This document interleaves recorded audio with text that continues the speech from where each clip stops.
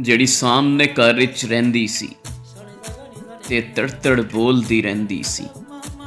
ਜਿਹੜੀ ਸਾਹਮਣੇ ਘਰ ਵਿੱਚ ਰਹਿੰਦੀ ਸੀ ਤੇ ਤੜਤੜ ਬੋਲਦੀ ਰਹਿੰਦੀ ਸੀ, ਉਵੇਂ ਤੇ ਸਭ ਤੋਂ ਚੰਗੀ ਸੀ, ਪਰ ਮੈਨੂੰ ਭੋਲਾ ਕਹਿੰਦੀ ਸੀ। ਉਹ ਕਹਿੰਦੀ ਸੀ, ਤੂੰ ਚੁੱਪ ਮਤ ਰਹਿ, ਤੂੰ ਦਿਲ ਦੀ ਗੱਲ ਨਾ ਲੁਕਾਇਆ ਕਰ। ਉਹ ਕਹਿੰਦੀ ਸੀ, ਤੂੰ ਚੁੱਪ ਮਤ ਰਹਿ, ਤੂੰ ਦਿਲ ਦੀ ਗੱਲ ਨਾ ਲੁਕਾਇਆ ਕਰ। ਕੀ ਦਿਲ ਨੂੰ ਦਾਗੀ ਕਰਨਾ ਏ, ਤੂੰ ਸਾਰਿਆਂ ਨੂੰ ਸੁਣਾਇਆ ਕਰ। ਮੈਂ ਸਮਝ ਗਿਆ ਪਈ ਉਹ ਜਾਣ ਗਈ, ਉਹ ਮੇਰਾ ਹਾਲ ਸਿਆਣ ਗਈ। ਮੈਂ ਸਮਝ ਗਿਆ ਪਈ ਉਹ ਜਾਣ ਗਈ, ਉਹ ਮੇਰਾ ਹਾਲ ਸਿਆਣ ਗਈ।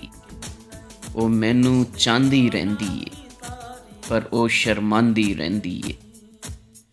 ਉਹ ਚਾਹੁੰਦੀ ਏ ਕਿ ਮੈਂ ਕਹਾਂ, ਤਦੀ ਤੇ ਖੁਦ ਨਹੀਂ ਕਹਿੰਦੀ ਏ।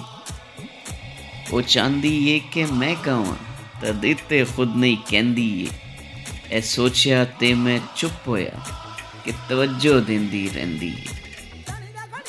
ਕੱਲ ਜਦ ਉਹਦੀ ਸ਼ਾਦੀ ਤੇ ਮੈਂ ਭੰਗੜੇ ਪਾਣ ਖਲੋਤਾ ਸਾਂ, ਕੱਲ ਜਦ ਉਹਦੀ ਸ਼ਾਦੀ ਤੇ ਮੈਂ ਭੰਗੜੇ ਪਾਣ ਖਲੋਤਾ ਸਾਂ, ਉੱਤੋਂ ਮੈਂ ਹੱਸਦਾ ਜਾਂਦਾ ਸਾਂ, ਪਰ ਅੰਦਰੋਂ ਮੈਂ ਕੁਰਲਾਉਂਦਾ ਸਾਂ। ਹੁਣ ਮਨ ਵੀ ਜਾ ਕੇ ਭੋਲਾ ਏ, ਹੁਣ ਮਨ ਵੀ ਜਾ ਤੂੰ ਭੋਲਾ ਏ, ਹੁਣ ਮਨ ਵੀ ਜਾ ਕੇ ਭੋਲਾ ਏ, ਹੁਣ ਮਨ ਵੀ ਜਾ ਤੂੰ ਭੋਲਾ ਏ। ਜਦ ਵੀ ਵਿੱਚ ਖਾਬ ਦੇ ਆਂਦੀ ਏ, ਉਹ ਇਹੀ ਕਹਿੰਦੀ ਰਹਿੰਦੀ ਏ।